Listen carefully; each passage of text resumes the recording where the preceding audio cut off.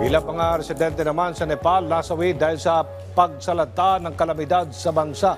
Samantala, Vice Presidential debate sa USA magsisimula ngayong Martes sa New York City. Mga isyu tungkol sa border at socio-economic policy ng bansa tatalakayin. At NBA legend na si Dikembe Mutombo pumanaw na sa edad na 58 years old. Si Joy Salamatin sa sentro ng balita. Halos 200 ang nasawi sa Nepal dahil sa matinding pagbaha at landslides na dulot ng walang tigil na pag-ulan.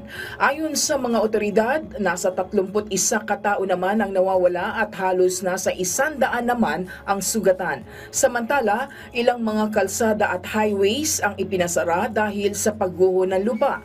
Kaugnay nito, patuloy naman ang pagbibigay ng tulong ng pamahalaan ng Nepal sa mga nasalanta ng kalamidad.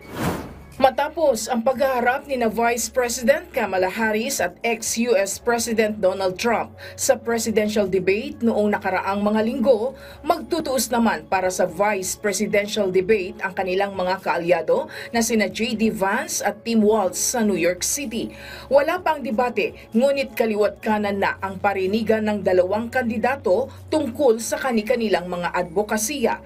Ilan sa mga isyong tatalakayin sa debate ay ang mga usapin tungkol sa border at socio-economic policy ng bansa. Itinanghal na NBA Hall of Famer si Dikembe Mutombo. Si Mutombo ay kilala bilang one of the best defensive players sa buong kasaysayan ng NBA at huling naglaro sa liga noong 2008 to 2009 season. Ipinatayo rin niya ang Dikembe Mutombo Foundation noong 1997 na nakatuon sa pagpapabuti sa sektor ng kalusugan at edukasyon sa bansang Congo sa Central Africa. Pumanaw si Mutombo sa edad na 58 matapos ang kanyang pakikipaglaban sa brain cancer. Ayon sa kanyang pamilya, nagsimula ang kanyang treatment sa brain tumor, 2 taon na ang nakalilipas. Joyce Salamatin para sa Pambansang TV sa Bagong Pilipinas. At yan po ang sentro ng mga balita sa oras na ito. Hatid sa inyo ang mga konkretong impormasyon at serbisyong may aksyon. Ako po si Aljo Bendijo para sa Bagong Pilipinas. Ako naman si Naomi Tiburcio kasama nyo sa paghimay sa mga balitang tiyak na konektado ka. At Aljo, 85 days na lang at Pasko na. Hanggang bukas pong muli, ito ang